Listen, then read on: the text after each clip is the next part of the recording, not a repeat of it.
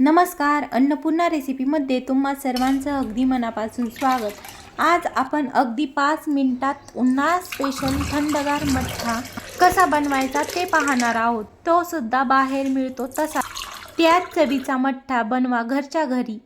आणि हो, तुम्हाला अशाच उन्हाळा स्पेशल थंडगार रेसिपी पाहायच्या असतील तर चॅनलला सबस्क्राईब करायला विसरू नका। चला तर वेळ न घालवता रेसिपीला सुरुवात करूयात। त्यासाठी इथं मी एक बाउल घेतलाय आणि त्यामध्ये मोठे 2.5 चमचे ताजं दही टाकून घेत। वाटीने म्हणाल तर इथं अर्धी वाटी दही घेतलं आहे।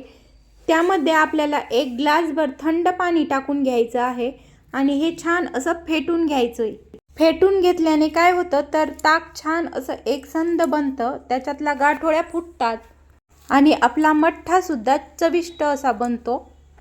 1 मिनिटभर मस्त असं फेटून घेतलंय आणि पाहू शकता छान असं ताक बनून तयार आहे। तर आपल्याला परत आता त्यामध्ये एक साधारण अर्धा ते पाऊण ग्लास थंड पाणी टाकून घ्यायचंय। तुम्ही तुमच्या आवडीनुसार पाणी कमी जास्त करू शकता।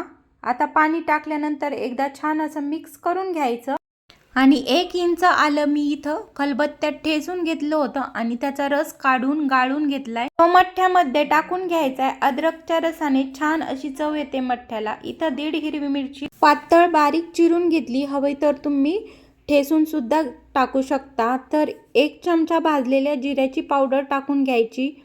चवीनुसार सेंद्र मीठ टाकून घेतलंय, तुम्ही साधं मीठ सुद्धा वापरू शकता। 1 चमचा साखर टाक। इथं थोडीशी कोथिंबीर घेतली, स्वच्छ धुवून त्यातल्या पूर्ण काड्या काढून टाकायच्या आणि बारीक अशी कट करून घेतली। आता कोथिंबीर त्यामध्ये टाकून घ्यायची। इथं 3-4 पुदिन्याचे पानं घेतले, ते पण बारीक कट करून घेतले।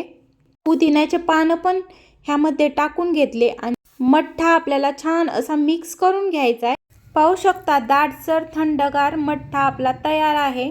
शेवटी आपल्याला थोडासा ह्यामध्ये बर्फ टाकून घ्यायचा आहे आणि बर्फ टाकल्यानंतर छान असा एकदा मिक्स करून घ्यायचा।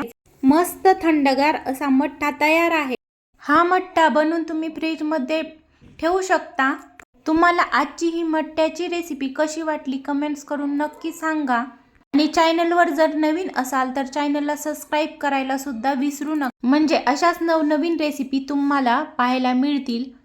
तुम्हाला हा व्हिडिओ थोडा जरी आवडला असेल तर लाईक करा, तुमच्या मित्रमैत्रिणींसोबत शेअर करा। पुन्हा भेटूया अशाच मस्त रेसिपी सोबत। तोपर्यंत मस्त खा, हेल्दी राहा आणि आपले नवनवीन व्हिडिओ पाहत राहा। पुन्हा भेटू, धन्यवाद, बाय बाय।